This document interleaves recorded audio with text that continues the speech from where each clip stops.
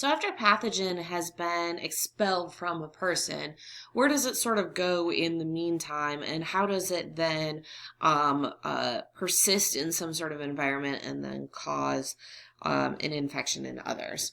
The actual habitat in the natural world where a pathogen is going to originate from is called a reservoir.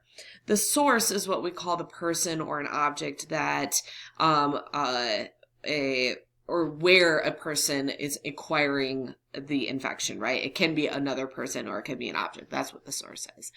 Now, we can have both living reservoirs and non-living reservoirs.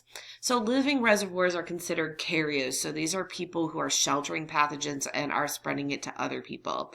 An asymptomatic carrier is one that has the infectious disease, can spread it to others, but doesn't have any sort of symptoms of the infection.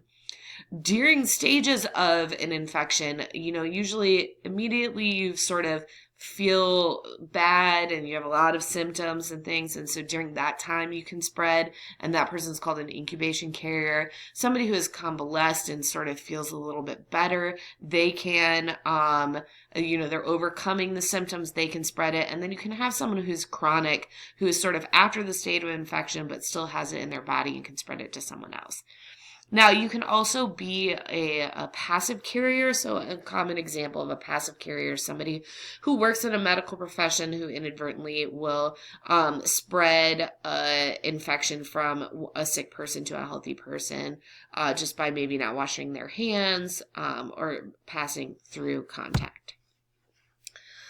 All right, a vector is actually a live animal that's going to transmit an infectious agent from one person to another. And the most common are arthropods, so bugs, insects, right? So these are things, there's only one group of arthropods that are called bugs. I have a lot of friends who are invertebrate biologists, and they would not like me calling all arthropods bugs. But so anything that can sort of fly from one place to another can potentially transmit pathogens.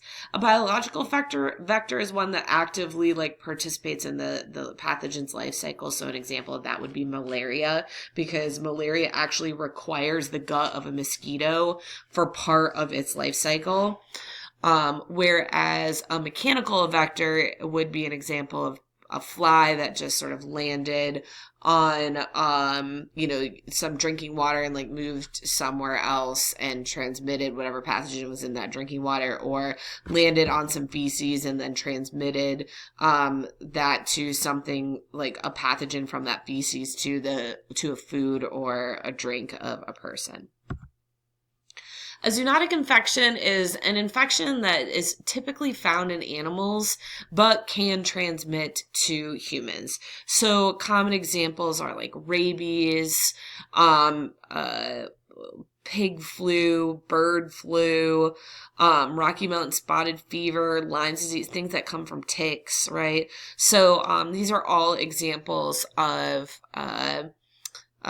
zoonotic infections that are usually found in animals, but can be spread to humans. All right. Now we get into those non-living reservoirs. So all those previous ones are living reservoirs. So a human carrier, a vector that is like an arthropod, and then also the example of an animal that's just sort of carrying the infection can transmit it. Now, non-living reservoir is one in which we can transmit the infection from something that's not living. So this is pretty common too. So a pathogen that lives either in the soil or lives in water, specifically in contaminated water, they can transmit infections to people. This is actually a picture from after the Haiti earthquake, and you can kind of see when they had a huge cholera outbreak, and so you can kind of see what the state was of their water supply and their wastewater treatment. And just their infrastructure, which, led to massive outbreaks of infectious diseases. All right, so diseases can be considered either communicable or non-communicable. A communicable disease is one that can go host to host, either from direct or indirect transmission, and a non-communicable disease is one that does not go from host to host. So that could be an example of somebody who has an endogenous infection, who establishes infection from their own microbiota, or one that comes in contact with something from a non-living reservoir. So communicable diseases can be spread in all sorts of different ways. So we said either direct or indirect. So some direct methods are,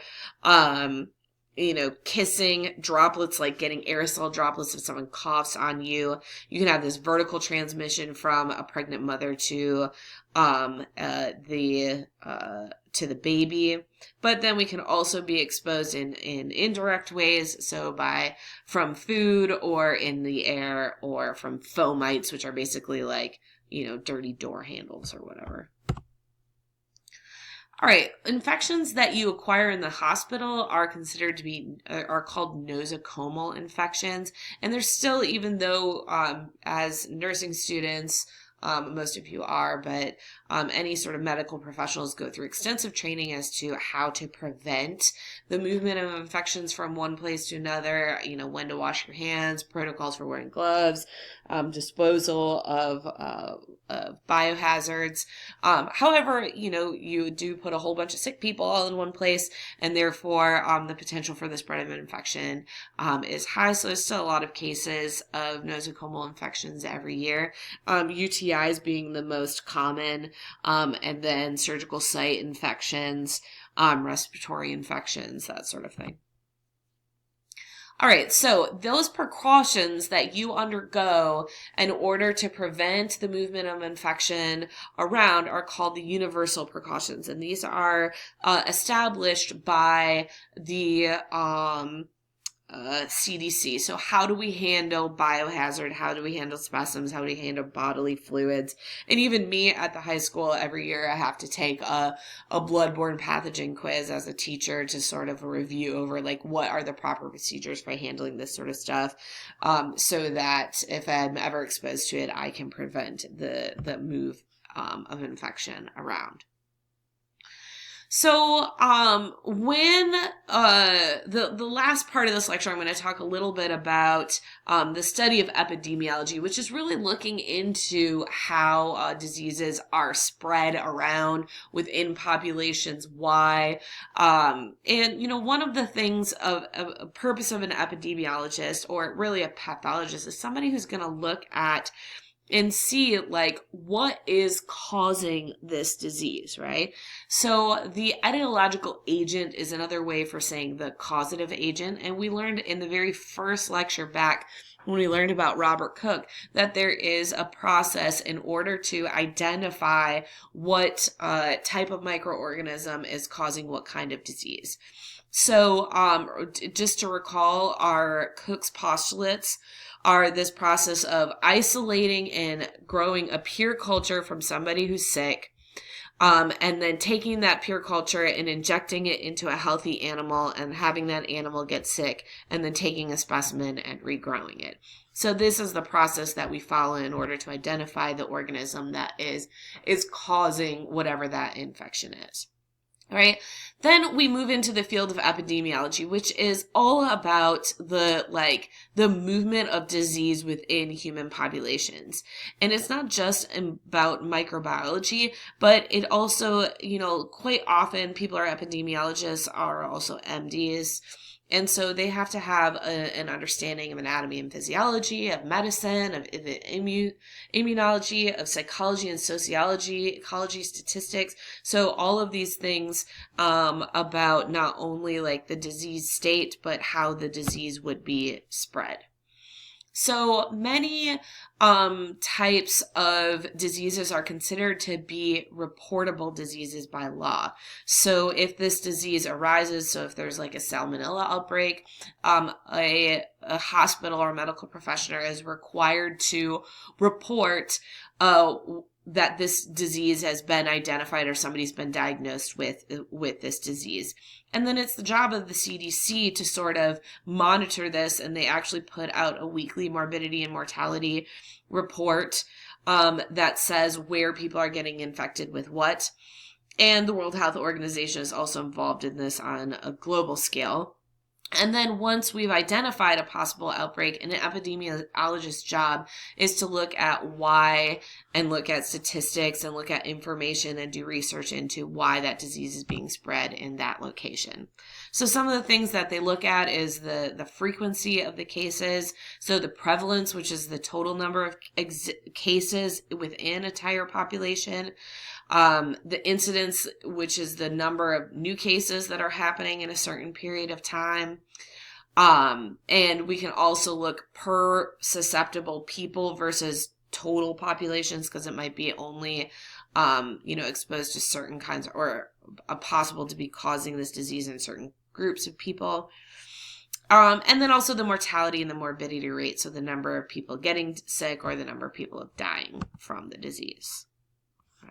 And so once they have all this information, then they can start to look at some sort of statistical analysis. So they can look at when the outbreaks are happening at certain time periods and identify what might have been going on in that year that would have caused, this outbreak. Or they might group it by ages and see, okay, there's one certain population of people that is getting the disease. And so like, why are, kids 10 to 14 getting whatever this disease is in high numbers, and then figure out ways to sort of mitigate that.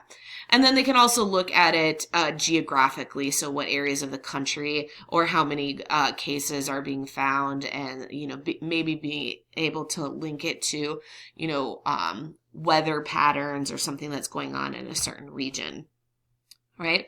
So if we're going to define the distribution of a disease, we've got lots of different terms. Sporadic means it's really just kind of all over the place and there's no correlation.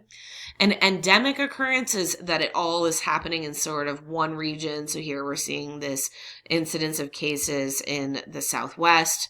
An epidemic occurrence is seeing an outbreak in multiple different locations. So you hear like these are sort of associated with locations where there's big cities, right? And so we're seeing a lot of different outbreaks in smaller places. And then pandemic is when we see multiple outbreaks, across the globe in different continents.